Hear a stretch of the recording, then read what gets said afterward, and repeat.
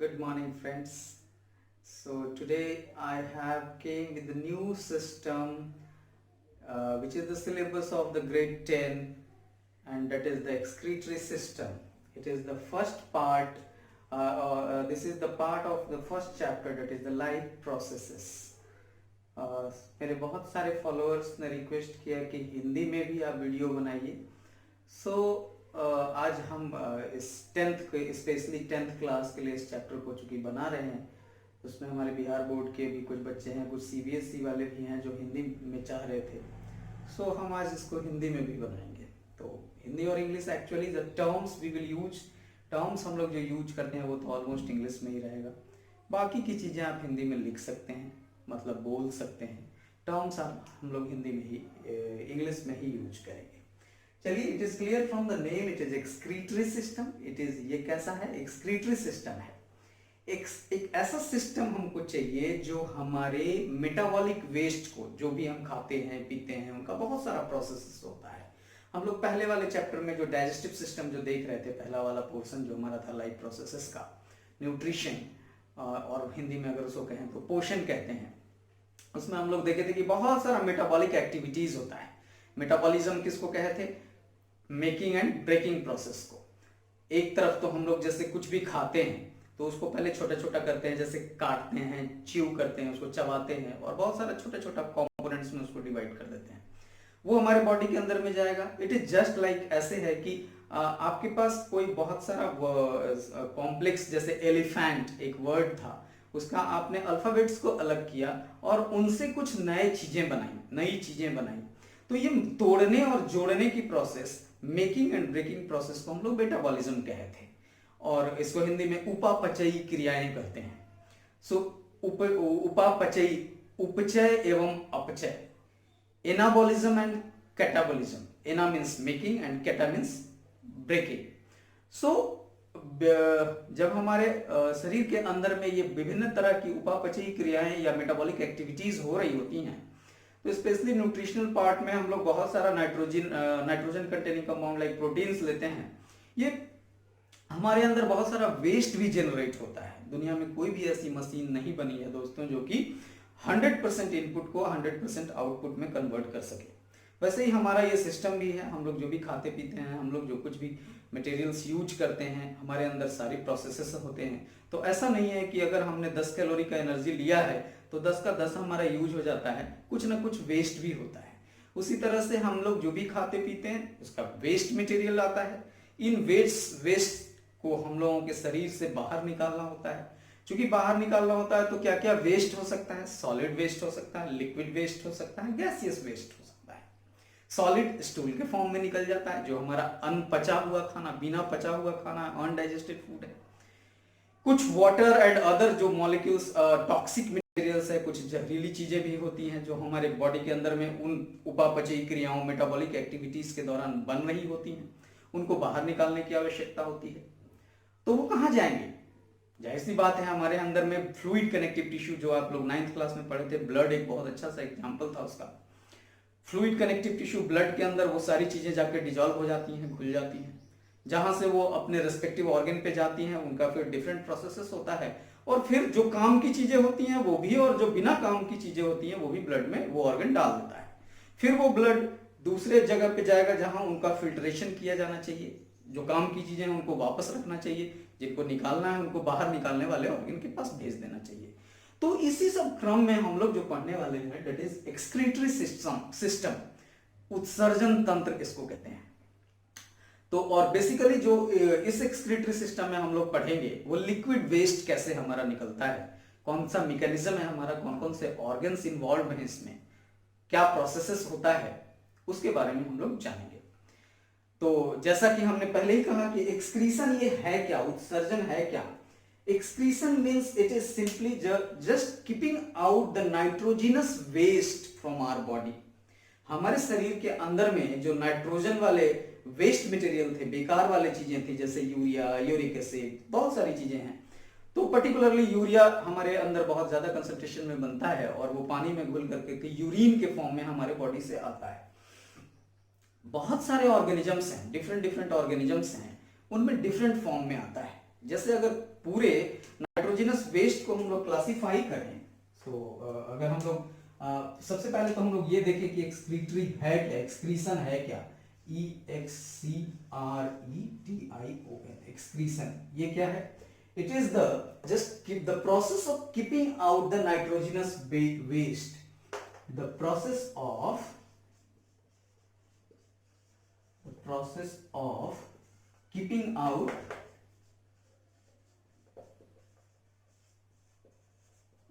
the nitrogenous waste,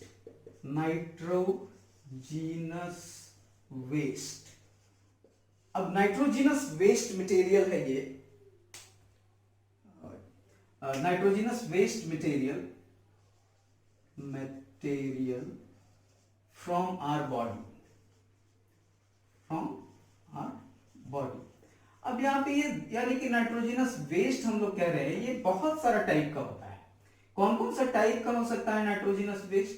ये usually जो animal system है उसमें 3 टाइप का होता है। कौन कौन सा हो सकता है? सबसे पहला जो होता है वो अमोनिया, AMMONIA, सबसे पहला जो हमारा है वो अमोनिया है। दूसरा यूरिक एसिड, और तीसरा जो होता है यूरिया।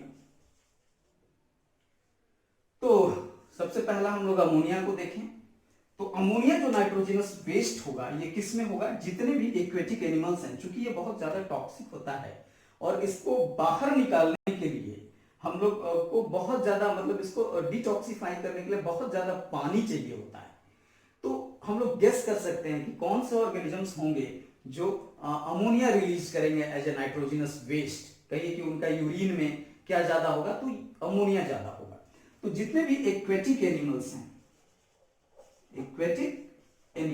उनका जो वेस्ट मटेरियल है वो किस टाइप का है? अमोनिया है। ये अमोनिया कैसा है? ये वेरी टॉक्सिक है, बहुत ज्यादा टॉक्सिक है, बहुत ज्यादा जहरीला होता है।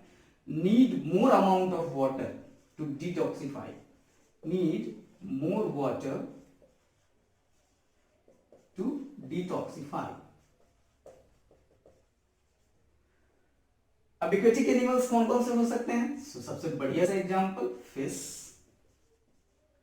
तो कहिए कि फ्रॉग भी रहता है पानी में, क्रोकोडाइल भी रहता है पानी में, टर्टल भी रहता है पानी में, लेकिन उनकी कैटेगरीज अलग है। आप देख सकते हैं कि फ्रॉग एक एम्फीबियन है, कंप्लीट एक्वेटिक नहीं है, वो पूरी तरह से पानी में नहीं रहता है।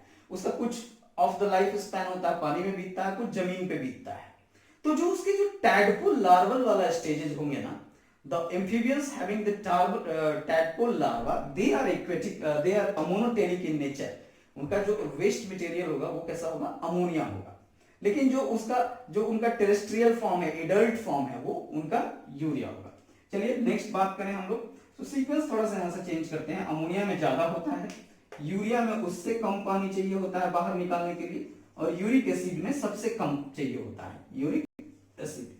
और देखिए ये हमारा इवोल्यूशनरी सिग्निफिकेंस को भी बताता है। ग्रेड 10 में हम लोग जो लास्ट वाला चैप्टर है वो एक इवोल्यूशन का चैप्टर है, वो पढ़ेंगे। उसमें देखेंगे कि इवोल्यूशन कैसे हुआ भाई, कैसे पता चलेगा हमको कि पहले कौन आया, पहले उसके बाद कौन आया, उसके बाद कौन आया। तो बहुत सारे थ्योरीज आप लोग सुनते भी होंगे, डार्विन का भी नाम सुने होंगे, और भी इवन संस्कृत में भी कहते हैं कि सब जगह से जब कंक्लूजन मिला हम लोगों को तो पता चला पानी कहाँ, ये लाइफ कहाँ बना था? एक्वेटिक कंडीशन में, जल में बना था, पानी में बना था। हमारा जितना भी लाइफ है, लाइफ ओरिजिनेटेड इन वाटर।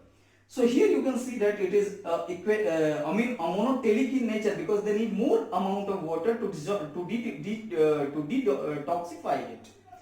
अब यहां से देखिए पानी से एम्फीबियन बन गया, जैसे हमारा जलचर से एम्फीबियन बन गया, जैसे फ्रॉग, उसमें दोनों कंडीशन पाया जाने लगा। जो उनका टैडपोल लार्वा था वो अमोनोटेलिक था, जो एडल्ट था वो यूरोटेलिक था।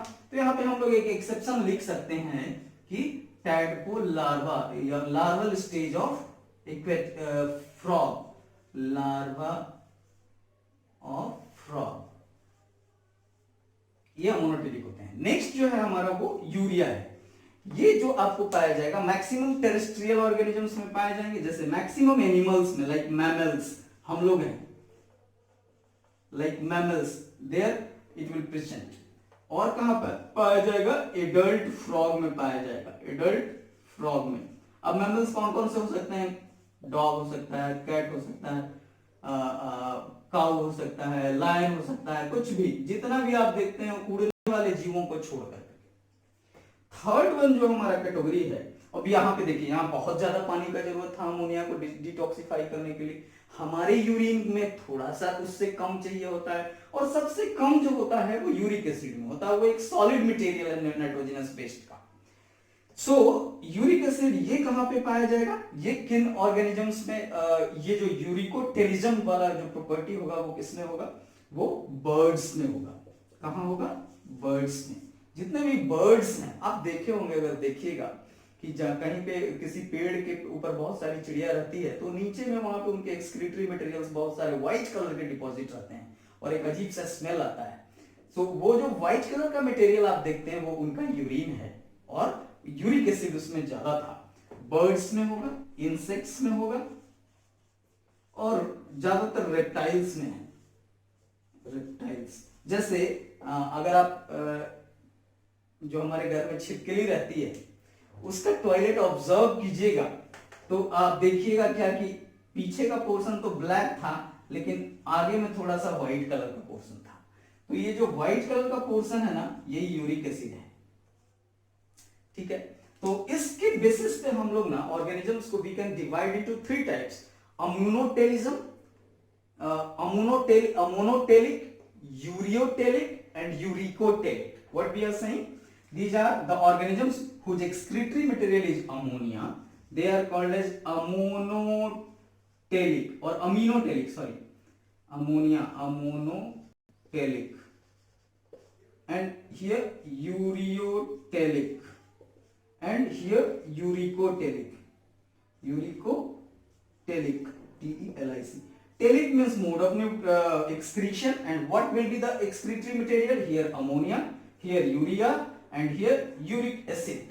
So these are the three main nitrogenous waste we have in our animal kingdom system. उनके निकालने के लिए अलग अलग व्यवस्थाएं हैं। फिर अलग अलग ऑर्गेनिजम्स में अलग अलग नाम होते हैं, अलग अलग ऑर्गेन्स होते हैं।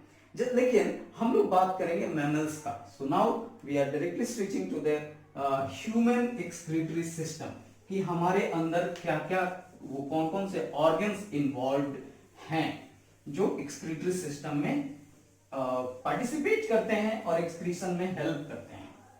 तो देखा जाए अगर, तो सबसे पहले अगर हम लोग जस्ट एक बार रिकैप कर ले, हम लोग कैसे हैं, यूरियोटेलिक हैं। We are the ureotelics. Our excretory system, our excreta, the nitrogenous waste, it is excreted in the form of urea, right? And one thing I missed, ammonia, जितना भी मछली मार्केट है वहां पे एक कैरेक्टरिस्टिक स्मेल आप देखिएगा, वहां पे जैसे ही जाइएगा दूर से आपको पता चल जाएगा कि अरे यहाँ पे लगता है आसपास में मछली का मार्केट है। तो वो जो कैरेक्टरिस्टिक स्मेल आता है ना, स्पेसिफिक टाइप का, वो अमोनिया के कारण आता है।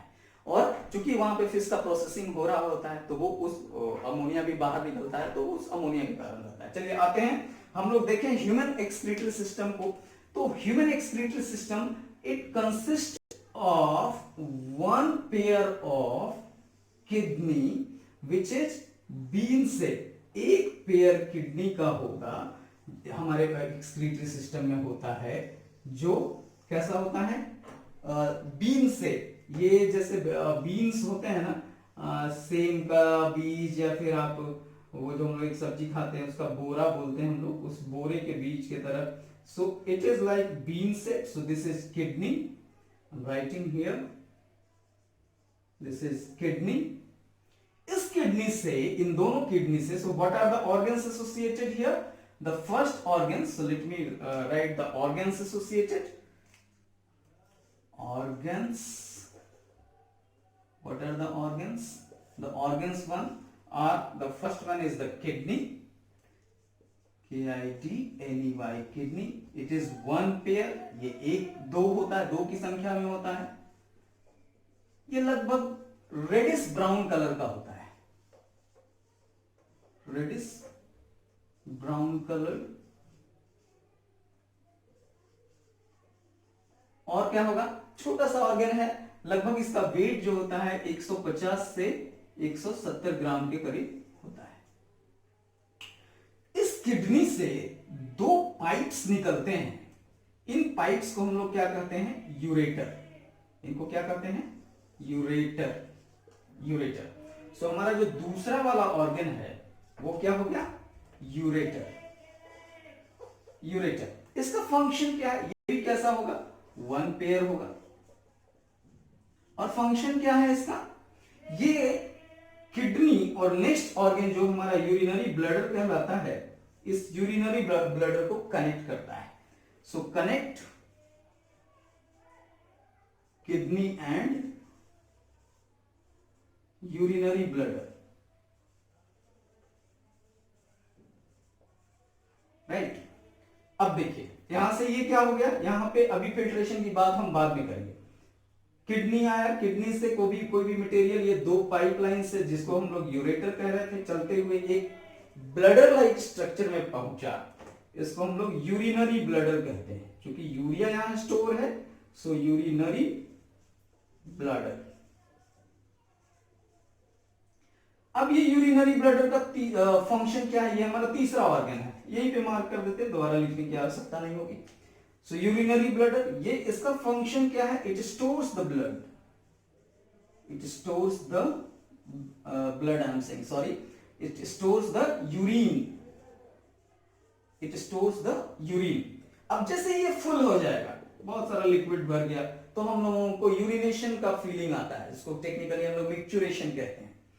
तो जैसे ही हम लोगों को फीलिंग होगा, यहाँ पे बाल जाएगा, वो खुल जाएगा, और जो खुलेगा, खुल करके जहां से बाहर निकलेगा उसको हम लोग यूरेथ्रा कहते हैं, यूरेथ्रा, RETHRA, यूरेथ्रा।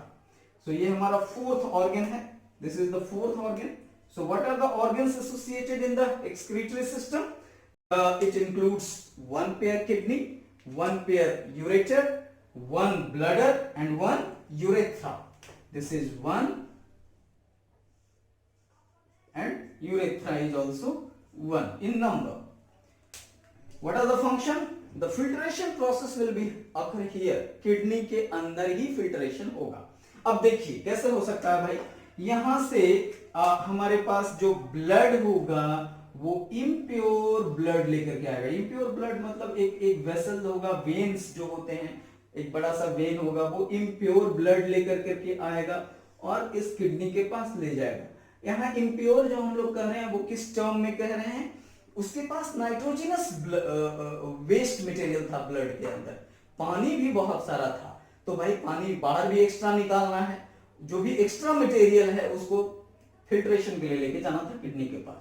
सो ये वेन है, और यहां से बाद फिर फिल्टर होने के बाद जब निकल जाएगा तो जो एक्स्ट्रा मटेरियल है वो वेस्ट मटेरियल इधर से निकल जाएगा, और हमारा नेक्स्ट आर्टरी के हेल्प से जो शुद्ध जो डीनाइट्रीफाइंग और you can say that detoxified blood will come out with the help of renal artery. So यहाँ पे हम लोग रीनल वेन सिर्फ वेन न लिख करके रीनल वेन कर देते हैं। तो ये हमारा है, these are the components of the excretory system. अब हम लोग बात करें स्ट्रक्चर ऑफ किडनी की, कि एक किडनी में आखिर ऐसा क्या होता है भाई जो ये पूरा का पूरा ब्लड फिल्टर कर देता है। तो अगर हम लोग vertical section of structure of kidney की बात करें तो देखिए किडनी कैसा था, ये बीन शेप्ड स्ट्रक्चर था, बीन शेप्ड स्ट्रक्चर था। ये किडनी फिर से दो भाग में बटा होता है, एक आउटर पोर्शन और एक इनर पोर्शन। तो आउटर पोर्शन जो होता है उसको हम लोग क्या कहते हैं, कॉर्टेक्स कहते हैं, कॉर्टेक्स। और इसी में पिरामिड लाइक स्ट्रक्चर्स होंगे इसके अंदर। एक्चुअली वहां पे जो बहुत सारे फिल्ट्रेशन यूनिट्स भी प्रेजेंट रहते हैं। इन पिरामिड्स को हम लोग क्या करें, इन पिरामिडल स्ट्रक्चर को क्या करें, medulla. These are the medulla, cortex and medullary region.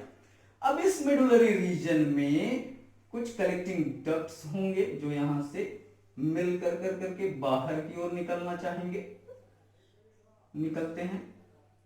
ये जो कॉमन एरिया है वो रीनल पेल्विस कहलाता है, और ये आगे जाकर करके यूरेटर फॉर्म कर देता है। तो अब आपको क्लियर हो गया यहाँ पे कि यूरेटर क्या था, रीनल पेल्विस आखिर कब कहलाने लगा वो। ये देखिए, ये हो गया हमारा यूरेटर, और ये हो गया हमारा रीनल पेल्विस। बेटर टू से here, that is the it's a common exit point, you can say that renal pelvis. ये वाला जो हिस्सा है हमारा ब्लैक वाला, ये पूरा बिल्कुल डेंस होगा, मेडुलरी रीजन्स उसको कहते हैं। तो ये इसका जो एक कॉमन आउट स्ट्रक्चर है किडनी का वो। अब क्या होता है, यहाँ पे ब्लड जाएगा और इसको जब हम लोग एनलार्ज करेंगे इन पोर्शंस को, तो यहाँ पे हम लोगों को एक स्ट्रक्चर मिलेगा जिसको हम लोग नेफ्रॉन कहेंगे। सो ग्रेड 10 के लिए जो सबसे ज्यादा इंपॉर्टेंट स्ट्रक्चर है वो नेफ्रॉन है। सो डायरेक्टली हम लोग उसी पे पहुंचते हैं। सो समझिए, ये जैसे हम इसको यही समझते हैं कि किडनी हमारा एक छन्नी था, किडनी एक ऑर्गन था जिसके अंदर बहुत सारे छन्नियां लगी हुई थी। There are so many filtration units are there and these filtration units are called as nephron. What we are calling? It is nephron. So nephron का स्ट्रक्चर ड्रॉ करें अगर हम लोग, सबसे पहले नेफ्रॉन कहते हैं किसको है, ये क्या लिख ले हम लोग, नेफ्रॉन। ये it's a filtration unit, it is the unit of excretory system. So we can write here unit of excretory system, excretory system. How many numbers are there? They are present in millions of number. They are 1 billion, they are in millions in one kidney, millions in number, millions in number. So without wasting the time, directly switching to the structural part of the nephron, क्योंकि वहीं पे हम लोगों को बड़ा अजीब सा structure book में दिखाता है। देखिए मैं इसको बिल्कुल सिंप्लीफाई करके बनाता हूं। अगर हम लोग इसके कंपोनेंट्स की बात करें तो यहाँ पे कौन कौन से कंपोनेंट्स ऑफ नेफ्रॉन होंगे, पहले वो अगर सिर्फ नाम जान ले बस इजी हो जाएगा हमारे लिए। Components, see components of nephron.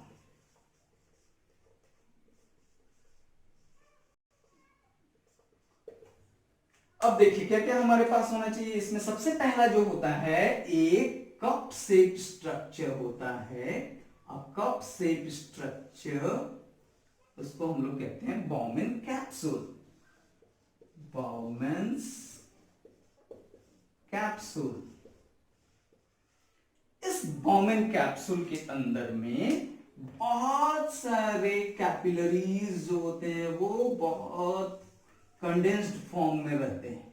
और यहाँ पे देखिए ये बहुत चौड़ा सा एक वेसल मैंने बनाया है, ये बहुत चौड़ा होता है और ये जब खुलता है ना, ये वेसल्स ये बिल्कुल सकरे हो जाते हैं। सॉरी, इसको छोटा सा बनाइए, पतला सा। अब देखिए यहाँ, ताकि आप फिल्ट्रेशन का प्रोसेस समझ सकें। इस बॉमेन कैप्सूल के अंदर जो ये कॉन्वोल्यूटेड बहुत सारा कंस्ट्रिक्टेड नेटवर्क लाइक स्ट्रक्चर आप देख रहे थे, इसको कहते हैं ग्लोमेरुलस, ग्लोमेरुलस। ये कप शेप स्ट्रक्चर क्या था, बॉमेन कैप्सूल, बॉमेन कैप्सूल। अब देखिए यहाँ पे ब्लड जो है चौड़े वेसल से इस बॉमेन कैप्सूल के अंदर में आया और आगे में नली छोटी थी, तो क्या होगा, इतने बड़े पाइप से आप पानी कहीं गुजार रहे हैं और आगे जाके मुंह छोटा कर दिए तो बहुत प्रेशर से जाएगा। तो वैसे ही हमारे पास ये क्या होता है, ये प्रेशर से आता है। तो यही इसी basically afferent arteriole and efferent arteriole का जो डिफरेंस है ल्यूमेन में, उसी की वजह से यहाँ पे फिल्ट्रेशन ग्लोमेरुलस के अंदर में होता है। अब ये क्या होगा, सारा प्रोसेस होने के बाद ये ग्लोमेरुलस कैप्सूल, चलिए इसको थोड़ा हम भी घुमा देते हैं, बुक में घुमा के बनाता है। आप इसको बिल्कुल कैसे भी बनाएं, बोर्ड एग्जाम में कोई प्रॉब्लम नहीं है। ये just to show, they are just showing that it is a very complex structure. ये चलाया ऐसे, सीधा रखने का कोशिश कीजिएगा, है तो ठीक है, नहीं तो कोई बात नहीं। यहां भी एक चीज हम लोगों को नोटिस करना है, ऊपर में थोड़ा सा चौड़ा मेंटेन होता है, इसको हम लोग प्रॉक्सिमल कन्वोल्यूटेड टिब्यूल कहते हैं। ये बॉमेन कैप्सूल आगे जाकर क्योंकि प्रॉक्सिमल कन्वोल्यूटेड टिब्यूल बनाएगा जो आगे जाकर के लूप ऑफ हेनली कहलाता है, पतला सा स्ट्रक्चर होगा। रीअब्जॉर्प्शन ऑफ वाटर यहीं पे होगा।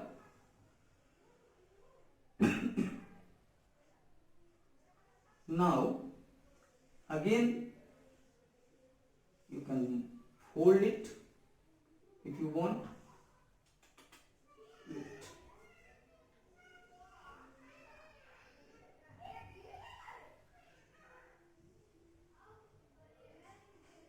ये आगे जाकर के बाहर की ओर निकल जाएगा। ये हो गया कलेक्टिंग डक्ट और ये आगे जाके यूरेटर में मिल जाएगा। देखिए तो कितना सिंपल था। ये जो स्ट्रक्चर है ये हमारा क्या कहलाता है, पीसीटी, प्रॉक्सिमल कॉन्वोल्यूटेड ट्यूब्यूल। ये कौन सा स्ट्रक्चर है, loop of Henle, loop of Henle, Henle, और ये हमारा कलेक्टिंग डक्ट। कितना सिंपल, बहुत सिंपल सा स्ट्रक्चर, एक कप जैसा स्ट्रक्चर, बॉम्बिंग capsule. Next is the glomerulus which is the condensed capillaries actually. The second organ is the glomerular capsule, glomerulus.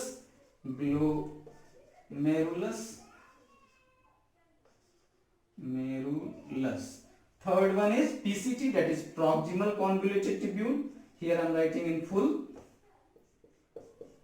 proximal convoluted tubule. And next one is the loop of Henle. Loop of Henle. Henle was the scientist who discovered it. Next is distal convoluted tubule. This is distal convoluted tubule. ये जो next वाला है,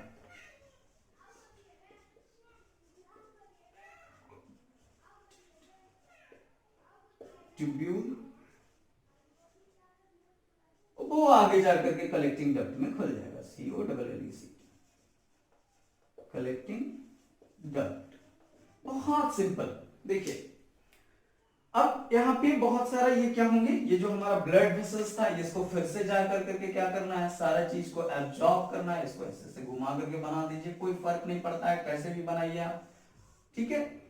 सो यहाँ पे this is the structure of nephron, it have a cup shape structure which is called as Bowman capsule। इसके अंदर में जो कैपिलरीज हैं, ब्लड कैपिलरीज, वो बहुत कंडेंस्ड होकर के फाइन और फाइन हो जाते हैं। कैपिलरीज तो और फाइनेस्ट वेसल्स होते ही हैं। वहां पे ये सब क्या करेंगे, फिल्टर की तरह वर्क करता है और ये बनाता है क्या, structure that is called as glomerulus. यहाँ से फिल्ट्रेशन होने के बाद ब्लड जो है, जो हमारा जो पानी है, सॉरी ये जो फिल्टर्ड है मटेरियल्स यहाँ से बाहर हो जाएगा। और इस वाले मटेरियल, फिल्टर्ड मटेरियल में मैक्सिमम नाइट्रोजनस वेस्ट थे, साथ ही साथ कुछ पानी भी था। ये पानी कहां पे रीअब्जॉर्ब हो जाएगा, लूप ऑफ हेनले में। Water reabsorption will takes place here, water reabsorb, जो भी हमारा एक्स्ट्रा पानी था जो बाहर नहीं निकाला जाना चाहिए था, उसको हम लोग रख लेते हैं लूप ऑफ हेनले में। यहाँ पे फिर से रीअब्जॉर्ब हो जाएगा, बाकी की चीजें बाहर डिस्टल कॉन्वोल्यूटेड ट्यूब्यूल से होते हुए कलेक्टिंग डक्ट को चला जाएगा, और कलेक्टिंग डक्ट से होते हुए वो यूरेटर में चला जाएगा, यूरेटर से फिर यूरिनरी ब्लडर, और यूरिनरी ब्लडर से यूरेथ्रा से बाहर हो जाएगा। तो इस तरह से आप देखिए कितना सिंपल है स्ट्रक्चर ऑफ नेफ्रॉन को बनाना। मेन और ये जो हम लोग यहाँ पे जो आप बुक्स में देखते हैं ना, बहुत सारा जाल जैसा बनाया हुआ, परेशान होने की जरूरत नहीं है उसको। आप सिर्फ इस ट्यूब पे फोकस कीजिए, इस मेन ट्यूब को बनाइए, कैसे भी घुमा के बना दीजिए, कोई फर्क नहीं पड़ता है, बट ये डिस्टिंक्शन दिखना चाहिए। यहाँ पे आप वैसे ही रेड और ब्लू पेन का यूज कर सकते हैं। रेड को आप आर्टरी दिखा सकते हैं, ब्लू को वेन दिखा सकते हैं, क्योंकि वो भी रहेगा, गंदा खून लेकर के आएगा, साफ खून लेकर के वहां से जाएगा। और यहाँ गंदा और साफ का मतलब क्या है, गंदा खून वो था जिसमें नाइट्रोजनस वेस्ट था, साफ वो जिसमें नाइट्रोजनस वेस्ट को हटा दिया गया था, बाकी के मटेरियल्स रीअब्जॉर्ब कर लिए गए थे, पानी रीअब्जॉर्ब कर लिए गए थे, ये सारी चीजें इसमें होती हैं। तो इस तरह से हमारा ये एक्सक्रीटरी सिस्टम कंप्लीट होता है। मुझे लगता है कि इसमें आप लोगों को बड़े अच्छे से समझ में आया होगा। अगर नहीं समझ में आता फिर से हमें कमेंट बॉक्स में कमेंट लिखिए, हम आपको फिर से सिखाएंगे। Thank you.